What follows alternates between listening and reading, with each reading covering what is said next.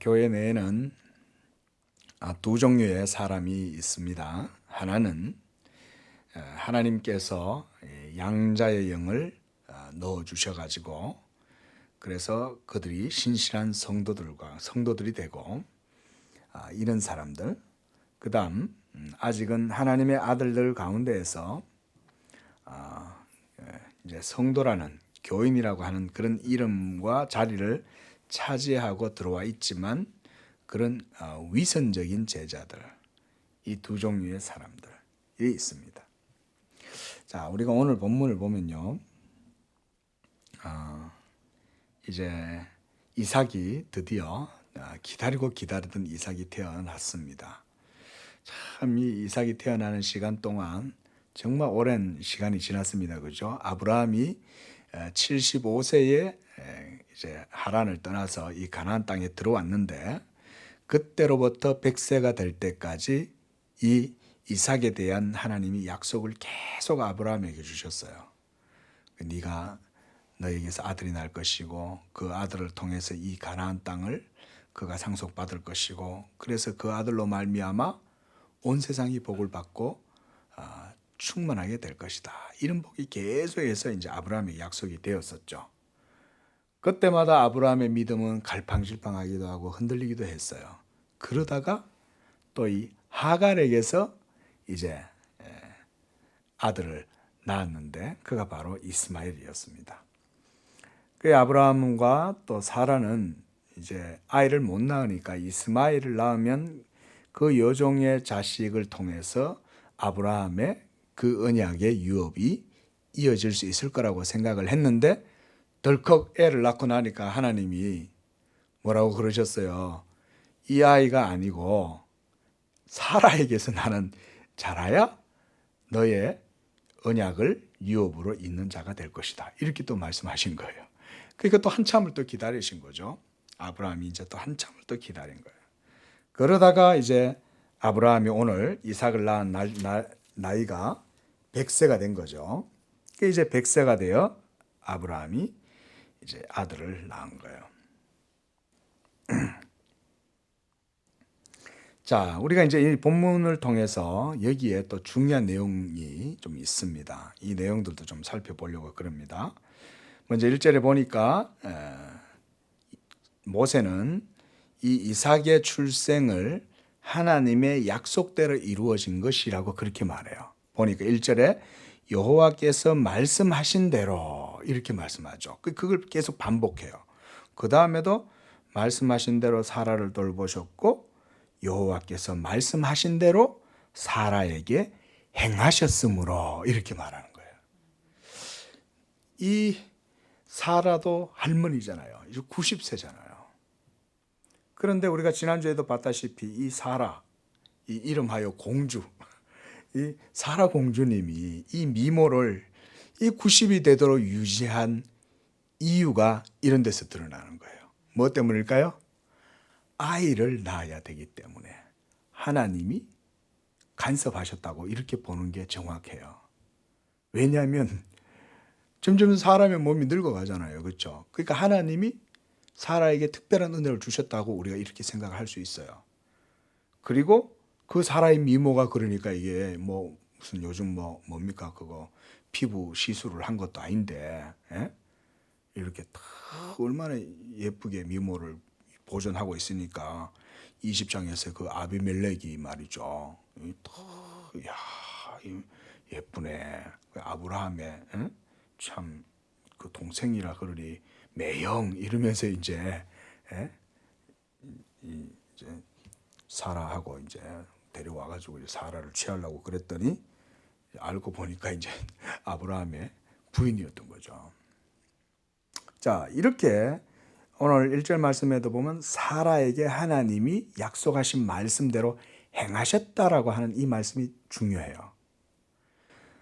사라에게 행하셨다는 얘기는 결국은 자녀를 낳을 수 있도록 하나님이 역사하셨다 이 말이죠. 그렇죠? 그러니까 약속하신 말씀대로 사라에게 행하셨다 이렇게 얘기한 거예요. 모세가 그래서 이거를 2번이나 그대로 반복해서 쓰는 거예요. 그리고 2절에서도 그렇게 말씀하죠. 하나님께서 말씀하신 시기가 되매 노년의 아브라함에게서 사라가 아들을 낳았다. 그렇게 얘기하는 거예요. 자, 이렇게 해서 이제 이삭이 태어나는데 아브라함이 그 태어난 아들, 즉 사라가 자기에게서 낳아준 그 아들을 이름하여 이삭이라고 했다 그랬습니다. 여러분, 이 이삭이라는 이름의 뜻은 웃음이다 이런 뜻이거든요. 이게 어디서 이 이름을 얻었습니까? 우리가 기억나세요? 창세기 17장이죠. 17장에서 이제 하나님께서 이 아브라함에게 나타나서 그러죠. 네가 아들을 낳으리니 그 아들의 이름을 이삭이라고 해라. 이렇게 이름을 직접 미리 알려주신 거죠. 의심하고 있는 이 아브라함과 사라에게.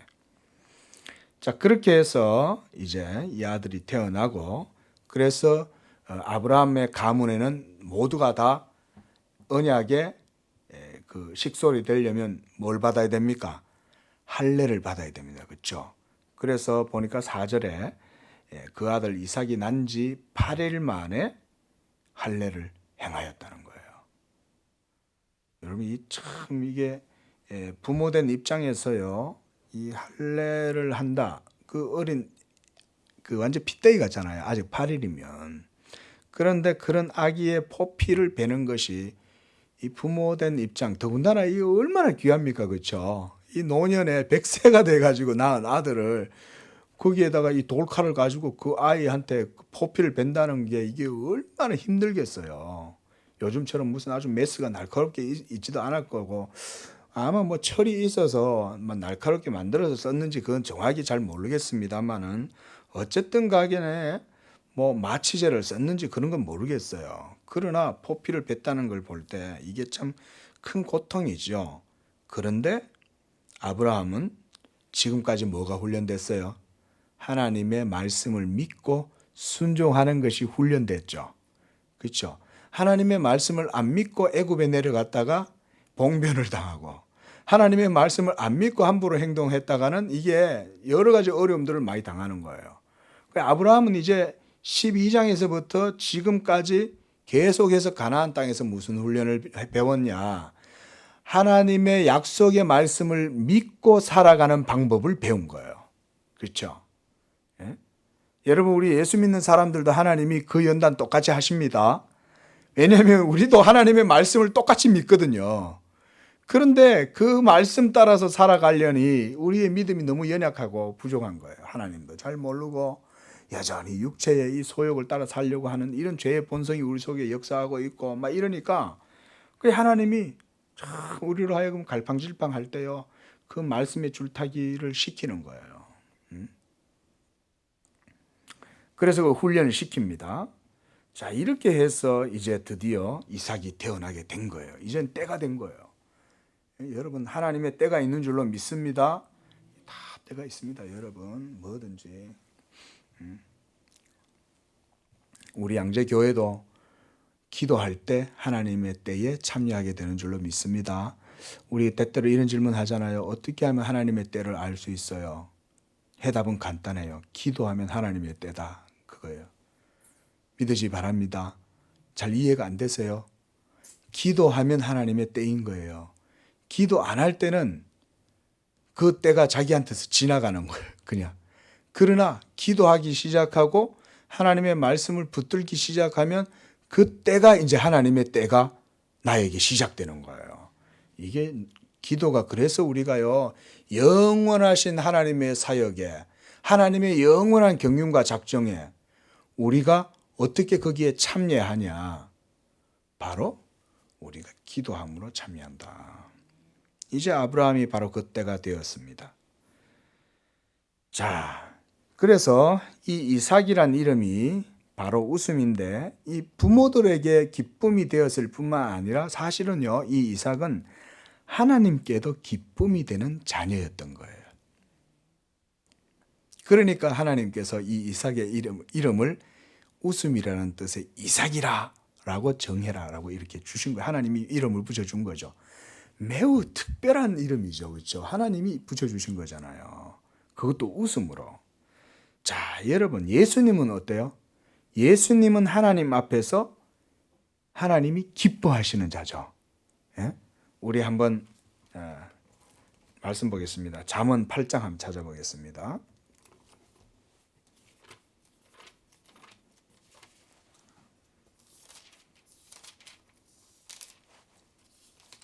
잠언 8장 구약성경 919쪽입니다. 8장 30절 한번 보십시오. 자, 예수님에 대해서 뭐라고 구약이 말하냐면 이렇게 말해요. 자, 구약성경 919쪽 30절, 8장 30절 시작. 내가 그 곁에 있어서 창조자가 되어 날마다 그의 기뻐하신 바가 되었으며 항상 그 앞에서 즐거워하였다 그랬습니다. 보세요. 여기서 내가 날마다 할 때 내가 그 곁에 있었다는 얘기는 내라고 할 때 이때 1인칭 시점은 누구를 얘기하냐면 하나님의 지혜의 말씀이신 예수님을 말해요.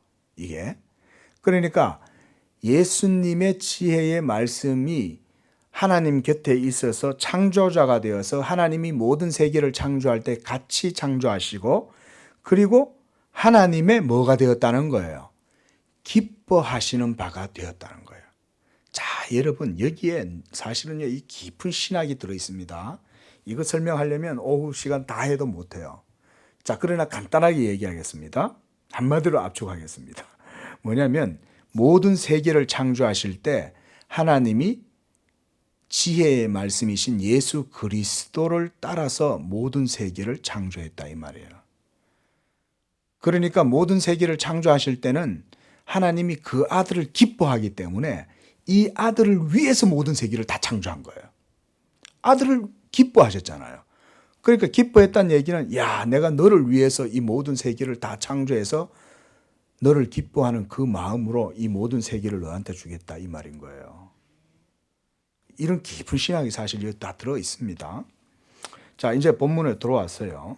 어쨌든 이렇게 해서 예수님이 하나님 앞에 기쁘심이 됐다. 우리가 여러분 마태복음에서 이런 표현 많이 봤죠.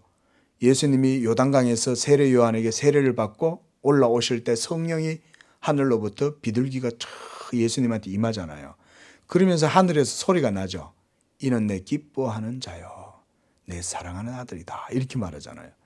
그 다음에 지난주에 우리가 마태복음에서 변화산에서 또 하늘로부터 음성이 들리죠. 구름 사이에서 뭐라고 들렸습니까?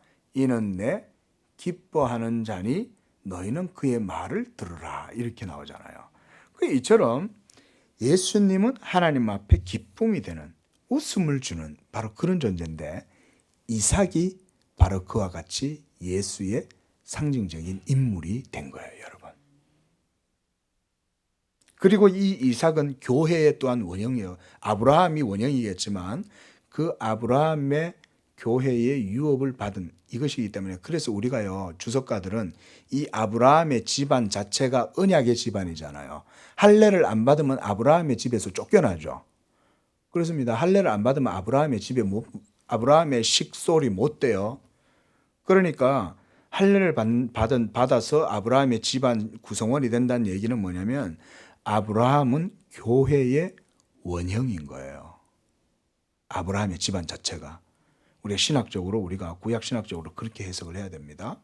그래서 교회에 이 아브라함이 원형이기 때문에 그에게 하나님이 언약을 주시고 이 이삭이 그 언약의 후손이 되잖아요. 그 결국은 또 이삭은 예수님의 모형으로 제시가 돼요. 이게 이제 뒤로 가면 조금 더 우리가 구체적으로 그걸 볼 수 있습니다. 자, 이제 5절에 보니까 그의 아들 이삭이 그에게 태어날 때 100세다. 이 말을 모세가 왜 기록했을까요? 하나님의 능력을 보여주는 겁니다. 여러분, 하나님은 하실 수 있습니까? 없습니까? 하실 수 있죠. 예. 100세 아니라 죽은 사람도 하나님은 일으키셔서 하실 수 있어요. 아브라함은 이거를 배운 거예요. 내가 100세가 돼서 어찌 아이를 낳으리요? 그런데 아들을 낳은 거죠. 그래서 사라가 이것에 대한 증인이에요. 뒤에서 이렇게 말해요. 6절에 하나님이 나를 웃게 하시니 듣는 자가 다 나와 함께 웃으리로다. 이제 이삭의 이름을 이제 이렇게 이제 하나님이 이삭의 이름을 지어준 그대로 지금 된 거죠. 그러니까. 그리고 7절에 사라가 이렇게 또 말해요. 야, 사라가 자식들을 젖먹이겠다고 누가 아브라함에게 말하였으리요마는 아브라함이 늙은 때에 내가 그에게서 아들을 낳았다. 이렇게 말하는 거예요. 자, 여러분, 이게 지금 누가 지금 아브라함의 증인입니까? 사라 자신이 증인이죠. 아브라함은 100세가 된 할아버지고 자신은 90이 된 할머니인데, 예? 그런데 거기에 누가 사라가 자식들을 젖먹이겠다고 아브라함한테 말했겠냐 이거예요. 여러분 생각해 보십시오. 미모만 있어서 애를 낳을 수 있습니까? 미모 가지고는 안 됩니다. 애를 낳으려면 또 뭘 해야 돼요? 젖을 먹여야 되잖아요. 젖을 먹이려면 할머니의 몸으로는 할 수가 없죠. 예? 그러니까 하나님께서 이 사라의 몸에 특별한 은혜를 주셨다고 우리가 그렇게 믿으면 된다니까요, 여러분. 예? 그것뿐만 아니죠. 실제로 이거보다 더 대단한 기적은 뭐예요?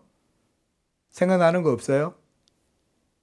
동정녀 마리아에게서 예수님이 태어나잖아요, 여러분. 벌써 이런 게 벌써 미리 예표적으로 이런 것들이 드러나는 거예요. 예? 그러니까 하나님이 끝까지 기다리시는 거예요. 좀 더 기다려. 좀 더 기다려. 좀 더 기다려. 10년이 지나고 20년이 지나도 언제 약속하신 자손이 태어나냐고 기다리다가 100세가 됐을 때 인간의 모든 가능성이 다 끝났을 때 아들이 태어나죠. 여러분, 동정녀 마리아에게서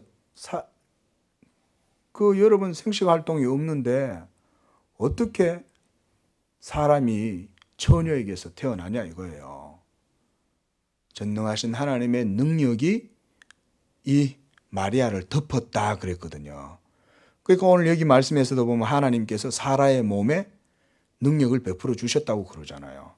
그러니까 사라가요, 아이를 출산할 수 있는 힘뿐만 아니라 여러분 이게 유방의 아기를 먹일 수 있는 이 젖이 가득하게 된 거예요. 90대 할머니가. 그게 바로 하나님께서 이삭을 출생시키시기 위해서 약속의 자손을 일으키시는 능력을 보여주신 거예요. 자, 여러분, 예수 믿는 사람들은 모두 다 누구의 출생이에요? 하나님의 소생이죠. 오늘 오전 말씀에서 우리가 그거 들었죠, 그렇죠?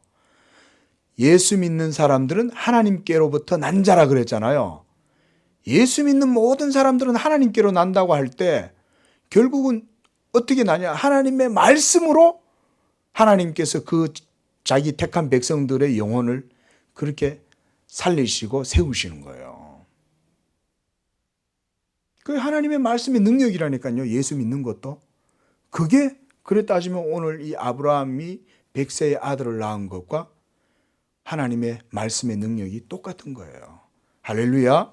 우리에게도 그렇게 하나님의 말씀의 능력이 역사하시는 거예요. 그래서 여러분들의 영혼을 변화시켜 주시는 것입니다. 자, 그런데 이 아이가 이제 자라서 8절에 보니까 젖을 때요. 제가 이렇게 한번 물어봤습니다. 어른에게. 보통 애가 젖을 뗄 때가 몇 살 정도 됩니까? 우리 건우는 아기 때부터 젖을 잘 안 먹어가지고 젖을 너무 일찍 뗐는데 대신에 이제 뭐 분유, 우유 이런 걸 많이 먹었죠. 예? 그런데 보통 뭐 이렇게 보니까 한 3세에서 4세 정도면 젖을 뗀다고 그래요. 저는 몰랐는데. 예. 그러니까 지금 이제 그 8절에 보니까 아이가 자라며 젖을 뗐다라고 얘기할 때 이제 한 뭐 최소 제가 볼 때는 한 3, 4세 이상은 됐을 거라고 생각이 듭니다.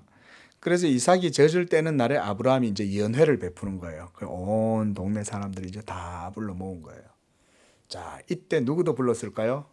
초대되는 초대장에 아비멜렉이라고 하는 이 왕도 거기 초대가 되었습니다.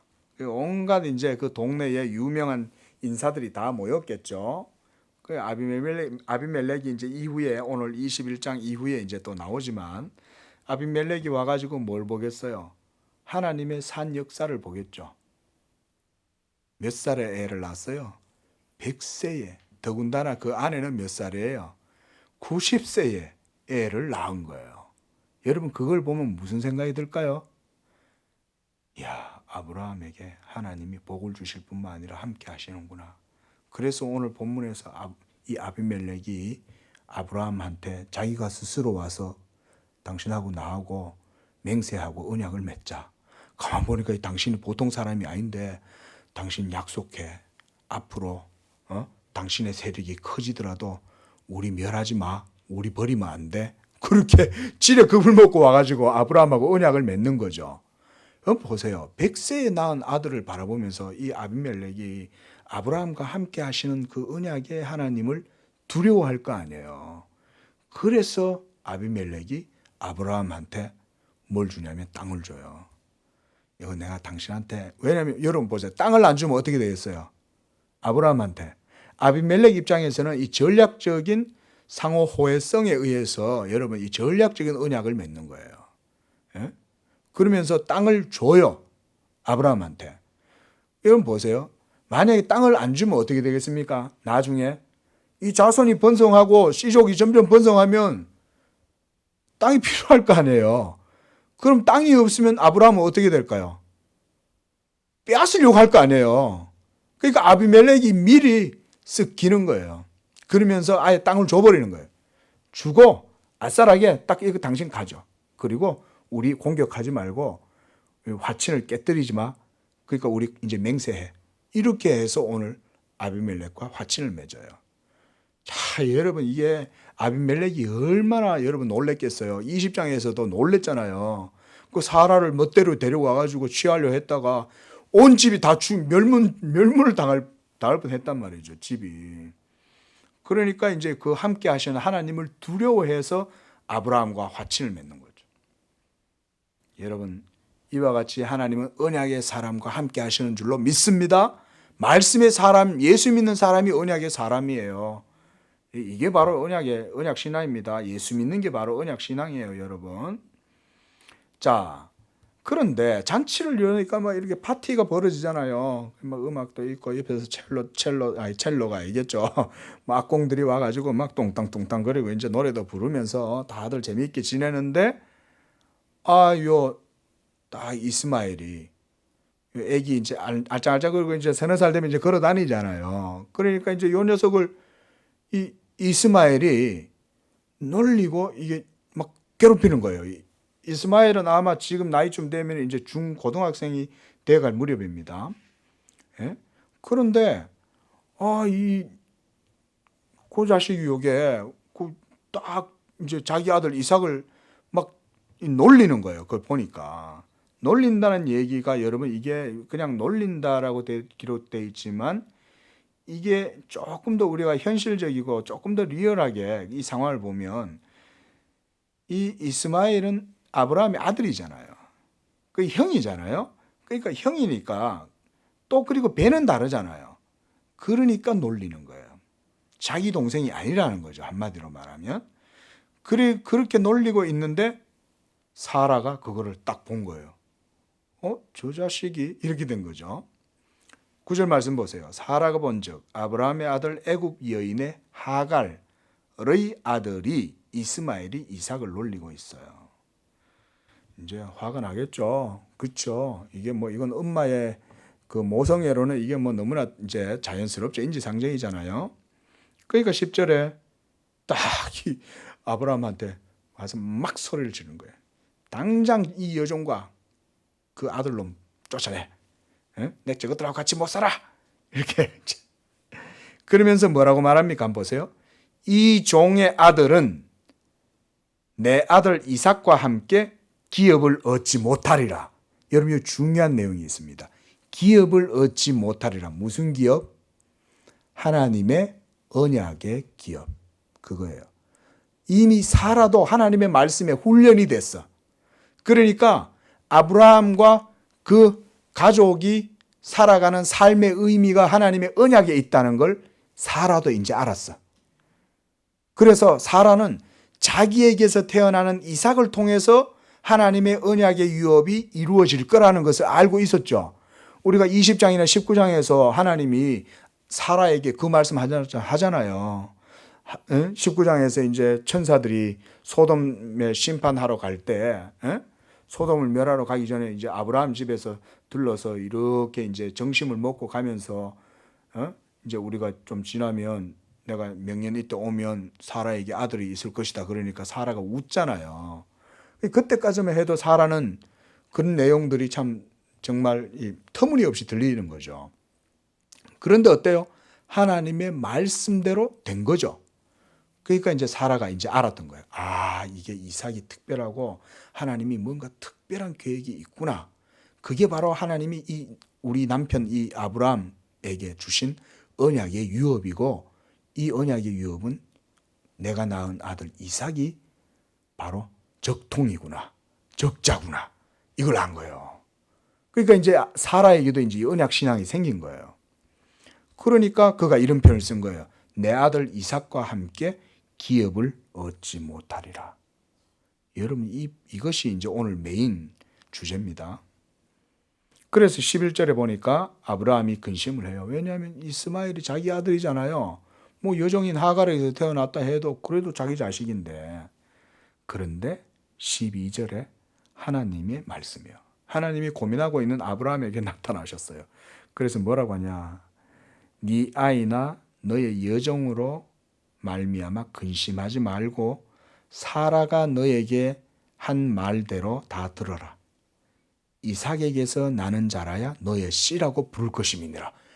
여기서도 하나님은 언약에 찬동하는 거죠. 이 사라가 주장했던 그 언약에 대한 말을 하나님도 여기에 같이 찬동하시는 거예요. 그래, 사라 말이 맞아. 이스마엘은 언약의 기업을 누릴 수가 없어. 이스마엘은 언약의 기업을 누릴 수 없어. 오직 이삭이라야 너의 씨라고 부를 거야. 그러니까 이스마엘하고 이삭하고 같이 섞여 있으면 안 돼요. 둘 다 같이 섞여서 혼용해서 살잖아요. 살 수 있잖아요. 그렇죠? 배다른 형제가 집안에서 같이 살 수 있어요.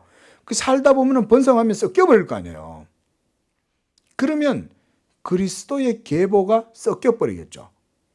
그러면요, 이게 하나님의 언약의 이제 목적이 예수 그리스도잖아요. 우리가 계보를 쭉 성경의 계보가 목적이 바로 예수 그리스도란 말이에요. 그게 둘 다 섞이면 이게 안 되는 거예요. 그러니까 하나님께서 자기 언약을 위해서 그들을 내보내라고 하시는 거예요. 이게 이제 중요한 여기에 주제입니다. 자, 그래서 이러한 사건들은 일련의 사건들의 의미가 뭐냐면 교회의 구원과 관련되어 있는 거예요. 이 본문이요. 그래서 결국은 하나님의 언약이 예수 그리스도에게서 결론이 이루어지는 것이기 때문에 그리스도의 언약의 계보가 다른 피하고 섞이지 않도록 이 하나님의 약속의 계보와 그냥 혈통으로 난 계보를 나누시는 거예요, 하나님이. 그래서 우리가 오늘 요한복음 1장에서 우리 봤죠. 혈통으로나 육정으로 나지 아니하고 하나님께로서 난 자라 그러잖아요. 여러분, 예수 믿는 사람들은 하나님께로부터 난 자들인 줄로 믿으시기 바랍니다. 이게 바로 우리가 예정론을 그래서 말하는 거예요. 예수 믿는 사람들은요, 하나님이 이 세상에서 딱 이처럼요, 하나님의 사람으로 선택하고 부르시는 거예요. 할렐루야! 우리 양재교회는 그런 부르심을 받는 겁니다, 여러분. 그래서 교회를 에클레시아라고 그러잖아요. 세상에게서부터 부름받은 사람들이 모이는 게 바로 에클레시아예요. 교회예요, 교회. 자, 이 사건을요, 그래서 우리가 어디서 볼 수 있냐면 이제 신약 성경을 좀 찾아볼 겁니다. 우리가 신약 성경 갈라디아서 한번 찾아보세요.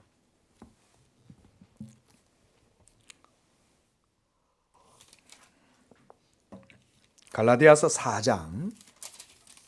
신약 성경. 제가 가지고 있는 성경은 307쪽입니다. 자, 거기를 한번 보십시오. 이 4장 21절에서 31절까지 사도 바울은요, 이 사건을 복음과 율법을 설명하는 데 비유로 들어요. 그러니까 모세가 이 하갈과 그의 소생인 이스마엘과 그리고 이삭이 함께 유업을 얻지 못하리라고 하는 이 이제 사건이 일어나게 되는 이 일을 기록한 것이 아주 중요한 의미가 있다는 거예요. 그래서 그 4장 21절과 31절까지의 내용에서 전체적인 이 뜻이 드러나는데 바울이 여기서 뭘 하냐면 이 하갈과 사라에 대한 이야기를 통해서 율법에 속한 자들과 복음 아래 은혜 아래 속한 자들을 비교합니다. 우리가 한번 거기 갈라디아 4장 말씀 한번 보십시오. 21절에 먼저 내게 말하라 율법 아래에 있고자 하는 자들아 율법을 듣지 못하였느냐라고 하면서 22절에 아브라함에게 누가 있었어요? 두 아들이 있다는 거예요. 누구예요? 하나는 여종인 하갈에게서 났고 하나는 자유 있는 주인이죠. 여주인이잖아요. 이 여주인은 자유하잖아요. 그렇죠? 그 누굽니까? 사라에게서 이 여자에게서 났다 하였으며 여종에게서는 육체를 따라 난 거죠. 약속을 따라 난 게 아니죠. 이스마엘은. 그렇죠? 그냥 여종을 취했더니 그에게서 아들이 난 거예요. 그걸 보고 육체를 따라서 난 자가 이스마엘이라는 거예요. 그리고 자유 있는 여자에게서 약속으로 말미암아 났다. 누구예요 이게? 이삭이죠. 이삭은 하나님의 약속을 따라 나잖아요. 불가능한데 하나님께서 계속해서 약속의 자녀는 이삭이다. 계속 그러잖아요. 그러면서 24절에 이것은 비유니 이러면서 이 하갈과 사라의 사건을 가지고 바울이 이렇게 복음을 설명해요. 이것은 비유다. 이 여자들은 두 언약이다. 이렇게 비유적으로 설명해요.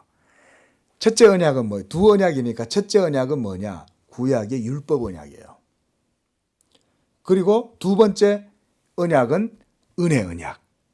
그러니까 예수 그리스도의 복음으로 말미암아 구원을 얻게 되는 그 은혜 언약을 말하는 거예요.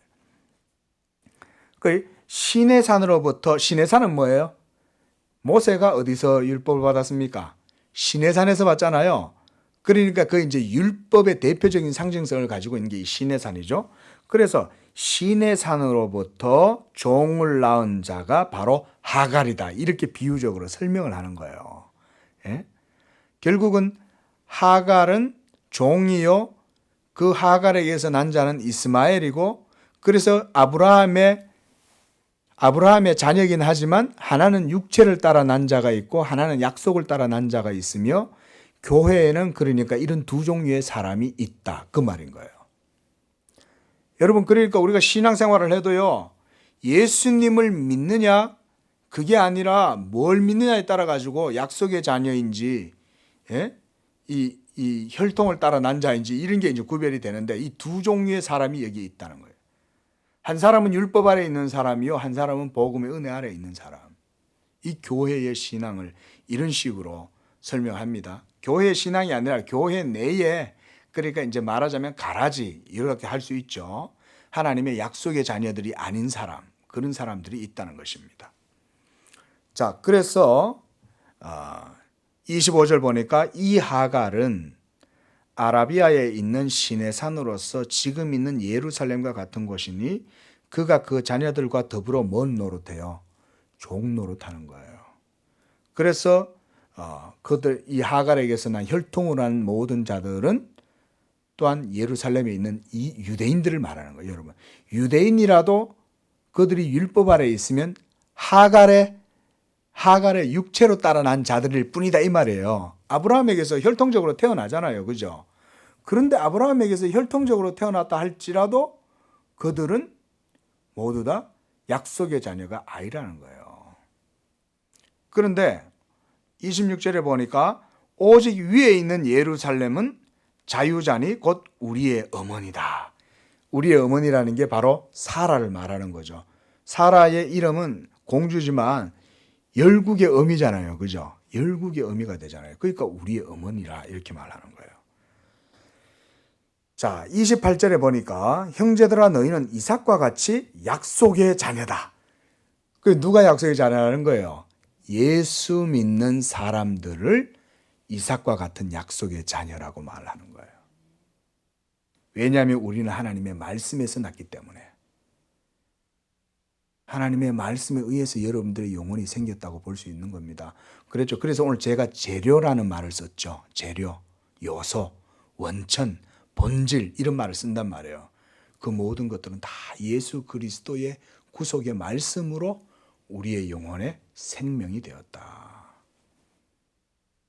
자, 그래서 29절에 보세요. 자, 이거 중요합니다.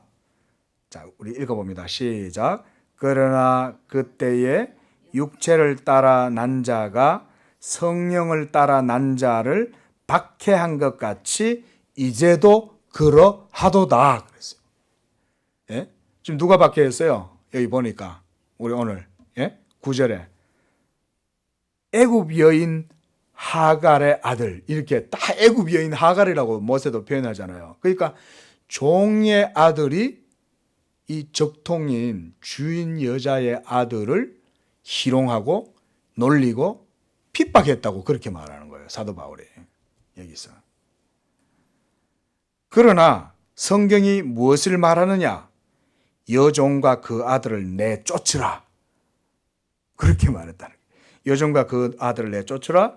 여종의 아들이 자유 있는 여자의 아들과 더불어 유업을 얻지 못하리라 하였은즉 그런즉 형제들아 너희는 여종의 자녀가 아니요 누구의 자녀라는 거예요? 약속이 있는 자유한 여자 사라의 자녀니라 그렇게 말해요.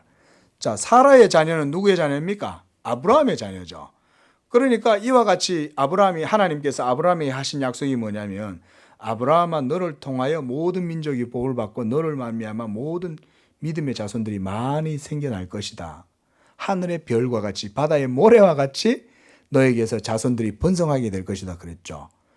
그게 바로 약속을 따라 나는 사람들을 말하는 거예요. 이렇게 여러분 구약이 신약에서 싹 정확하게 해석이 되죠. 그죠? 예? 그러니까 우리가 신약을 통해서 구약도 봐야 되고 구약을 통해서 이렇게 신약도 보면 정확하게 의미가 이해되는 거예요. 결국은 누가 진짜 아브라함의 자손입니까? 영적인 이스라엘은 하나님의 말씀으로 난 자들, 예수 믿는 사람들이 영적인 진짜 이스라엘이에요.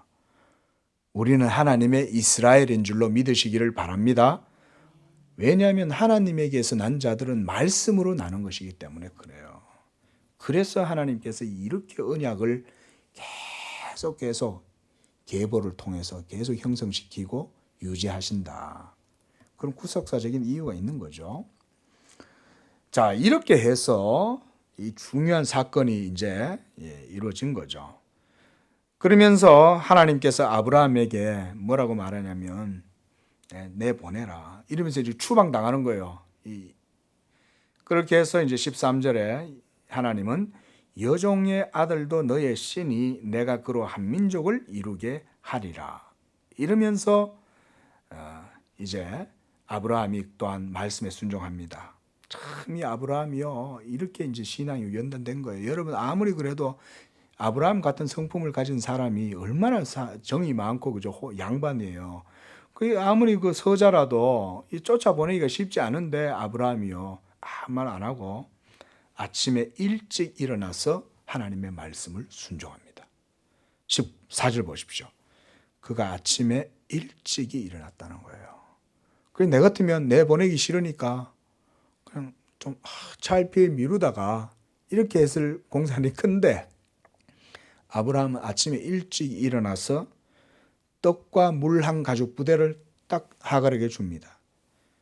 그리고 하갈의 어깨에 메어주고 아이를 데리고 가게 했어요. 여러분 이걸 보는데 눈물이 날라 그러더라고요. 아브라함의 마음을 생각하니까. 그러나 아브라함은 하나님의 말씀이 더 중요하다는 것을 배웠기 때문에 이렇게 하는 거예요. 여러분 이게 우리 신앙에서 여러분들 신앙에서 체득되어야 되는 줄로 믿으시기를 바랍니다. 이게 예수 믿는 사람들의 신앙이 이런 걸 배워가는 거예요. 내가 중요한 게 아니고 내 뜻과 계획이 중요한 게 아니라 하나님의 말씀이 중요한가를 배우면 그게 이제 신앙이 자라는 거예요. 이렇게 해서 이제 그 아이를 데리고 부엘세바 광야를 방황하고 있었습니다. 그 이제 뭐 광야를 다니니까 얼마나 금방 목이 말라요, 그렇죠? 그러니까 이제 가죽 부대에 물이 떨어졌어요. 그러니까 그 자식을 관목 덤불 아래에 두었다. 이 그늘진 데다가 덤불 속에다가 이제 애를 놓고는 이제 자기는 이제 화살 한바탕 거리, 화살을 쏘면 쭉 떨어지는 그만한 거리 가까이서 애를 못 보겠는 거예요, 이게. 참 마음이 많이 아파요. 그래서 16절에 아이가 죽는 것을 내가 참아보지 못하겠다 하고 화살 한바탕 거리에 떨어져서 마주 앉았어요. 화살 한바탕 거리면 우리나라 국궁 쏘면 한 몇 미터 정도 날아갑니까? 한 5, 60m 날아갑니까? 어쨌든 그 정도 거리에다 띄워놓고는 앉아가지고 그 애를 넋을 잃고 쳐다보고 있는 거죠. 그 광야에서 얼마나 슬펐겠어요. 자, 그런 가운데에 소리 내서 막 울고 있는데 17절에 보니까 하나님이 그 어린 아이의 소리를 들으셨다. 할렐루야. 여러분, 하나님은 우리의 그 모든 울음소리를 다 들으셔요. 이렇게 하나님의 언약 백성이 아님에도 그 광야에서 이 아브라함의 자녀잖아요. 그렇게 눈물 흘리면서 울고 있는 그 어미 소리뿐만 아니라 아이가 슬퍼하면서 얼마나 힘들었겠어요, 애가. 막 이제는 죽을 때가 다 돼가지고 그러니까 그걸 바라보고 있으니까 막 마음이 아픈 거예요. 그런데 하나님이 이 아이의 소리를 들으시고 오셨다 그랬어요. 하갈의 소리를 듣고 오신 게 아니라 아이의 소리를 들으신 거예요. 왜 그러셨을까요, 여러분? 자, 그래서 하나님께서 하갈을 불러 이르시되 하갈아 무슨 일이냐? 두려워하지 말라. 하나님이 저기 있는 아이의 소리를 들으셨나니. 참, 여러분, 아브라함이 이스마엘을 먹여 살릴 수 있습니까? 하나님이 하시는 거예요. 그러니까 아브라함의 결정과 선택이 바른 거죠. 그냥 하나님께 맡긴 거예요. 하나님이 내보라고 하시니 그냥 내보내는 거예요. 이렇게 해서 하갈이 일어나서 아이를 일으키고 그 아이의 손을 붙들고 이제 삶을 살아갑니다. 그때 하나님이 말씀합니다. 그도 큰 민족을 이루게 하리라. 자, 여기서 우리가 참 이 냉정한 일이죠. 그렇죠? 아무리 그래도 지금까지 데리고 살던 첩이고 그리고 그 자기 아이인데 어떻게 그렇게 요즘 말하면은 그냥 저런 이제 백산수 한 2병 정도 이제 주고 떡 한 덩어리 주고 그냥 보낸 거예요. 참 매정하지 않나요? 그리고 왜 몸종 정도 딸려 보내지 않았을까? 그렇죠? 아브라함의 집에 식솔이 얼마나 많아요. 그렇죠? 그리고 아브라함은 엄청난 부자죠. 나귀 한 마리도 보낼 수 있잖아요. 나귀뿐만입니까? 여러 개를 보낼 수 있는데 그렇게 하지 않은 거예요. 자, 여기에서 여러 가지 이제 의견들과 해석들이 있긴 한데요. 어쨌든 분명한 것은 그들을 추방하는 것이 하나님의 원대한 구속 사역에 있어서 뜻이었다는 거예요. 그들이 같이 있으면 안 돼요. 자, 그런데 우리가요, 여기서 분명하게 여러 가지 해석들이 있지만 분명하게 우리에게 주는 한 가지 분명한 신앙의 교훈이 있습니다. 그게 뭐냐면요, 하나님의 은혜에도 불구하고 아브라함의 집안에 있으면서, 그러니까 교회 안에 있으면서도 하나님의 은혜를 발로 짓밟고 살아가는 그런 율법주의자들, 혈통으로 말미암아 난 자들, 그러니까 시내산 언약 아래에서 난 자들, 율법 신앙을 가진 사람들, 이 사람들은 한마디로 하나님의 은혜에 대한 감사와 하나님 은혜에 대한 믿음이 없는 사람들이에요. 한마디로 뭐냐? 예수 그리스도를 믿음으로 의롭다함을 얻는다라고 고백하지 않고 율법의 행위로 하나님을 기쁘시게 하고 내 의를 세울 수 있다고 생각하는 사람들이 아브라함의 교회 속에 여전히 있을 수 있다 이 얘기예요. 그게 바로 저 구약의 이스라엘 백성들이었죠. 그들은 아브라함의 자손들이었지만 그들은 아브라함과 똑같은 신앙을 가지지 못하고 율법을 행함으로 자기들이 의롭고, 그래서 그들은 예수님까지 배척하잖아요. 예? 이 혈통으로 난 자들이 약속의 자손이신 그리스도를 핍박하는 게 그때도 드러나잖아요. 여러분, 이건 오늘날도 마찬가지입니다. 여러분, 교회 내에 우리가 그래서 깨어서 이 교회의 신앙을 항상 은혜로 늘 갱신해야 돼요. 늘 교회가 하나님의 은혜의 신앙으로 또 돌이키고 그리고 목사도요, 그래서 계속해서 복음만 전하는 거예요. 우리가 의롭게 되는 것은 예수 그리스도의 믿음으로 되는 겁니다. 우리의 행위가 하나님 앞에 의롭다함을 얻는 게 아닙니다. 오로지 은혜로만 됩니다. 이거를요, 잊을만 하면 또 반복하고 또 반복해야 돼. 그러니까 여러분 보세요. 이렇게 냉정하게 쫓겨나잖아요. 이걸 통해서 보여주는 교훈은 뭐냐? 율법 아래에 있는 자들에게는 이런 것 이외에 주어질 게 없다는 걸 하나님이 이걸 통해서 보여주시는 거예요. 그래서 하갈이, 여러분 보세요. 하갈이요, 이전에 어땠어요? 여종이잖아요. 그런데 자기가 이제 아브라함의 씨를 받아가지고 임신을 했어요. 그래서 하갈이 어떻게 했어요? 방자하게 행했죠. 그래서 자기의 여주인 사라를 무시하고 깔보고 그러면서 막 사라로 하여금 격분하게 했잖아요. 그래가지고 한번 쫓겨나봤죠. 그렇죠? 그래가지고 그냥 사라한테 죽음을 당할 것 같아가지고 막 광야로 쫓겨났는데 하나님이 들어가서 네 여종 너 사라한테 말 잘 듣고 딱 기고 가만히 잘 지내. 그래가지고 다시 들어왔잖아요. 그랬는데 그의 아들 이스마엘도 똑같은 짓을 한 거예요. 여러분, 이것을 통해서 바로 율법주의에 대한 비유를, 교훈을 우리에게 정확히 줍니다. 그걸 바로 사도 바울이 지금 갈라디아서 우리가 읽었던 이 말씀에서 그대로 사용하고 있죠. 여러분, 이렇게 이스마엘이, 제가 전에도 그 말씀 드렸습니다만, 이스마엘이 그냥 태어난 게 아니었던 거예요. 물론 아브라함과 사라가 불신 속에서 인간적인 생각으로 저지른 실수였지만 그 실수조차도 하나님의 거대한 이 구속의 드라마로 보면 하나님의 섭리였던 거예요. 이걸 통해서 아브라함에게서 혈통으로 난 자들, 그 다음 이삭에게서 이제 그렇게 약속으로 난 자들, 이것을 보여준다 이 말씀이시죠.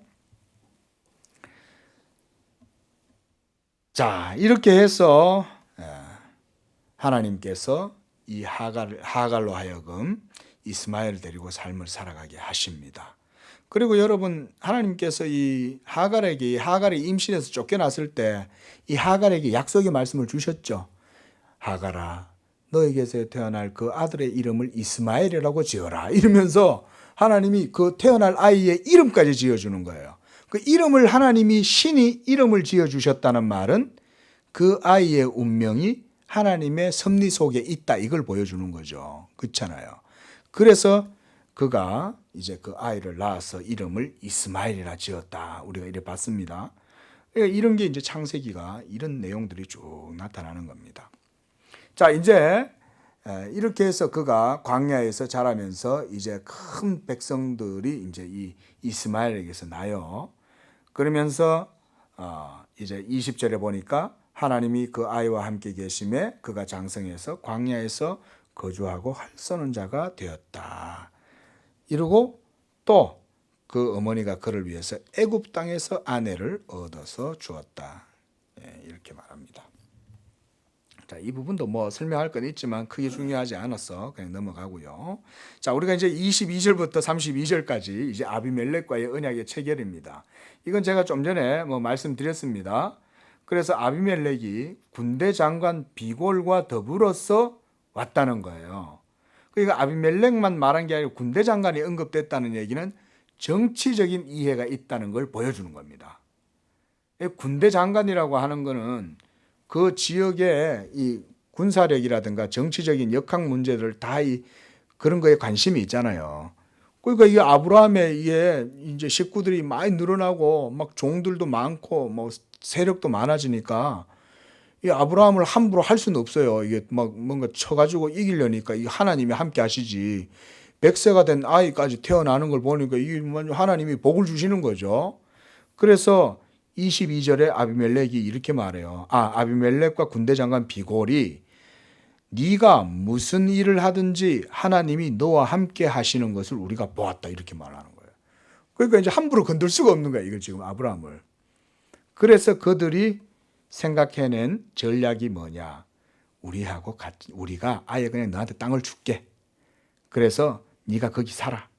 이러면서 너는 나와 내 아들 내 손자 우리 후손들에게 거짓되이 행하지 말고 하나님을 가리켜서 맹세해라. 그리고 내가 너에게 후대한 대로 너도 나와 네가 머무는 이 땅에 행할 것이니라. 이러면서 아브라함에게 그 땅을 쉽게 말하면 불화해 주는 거예요. 살아갈 수 있도록.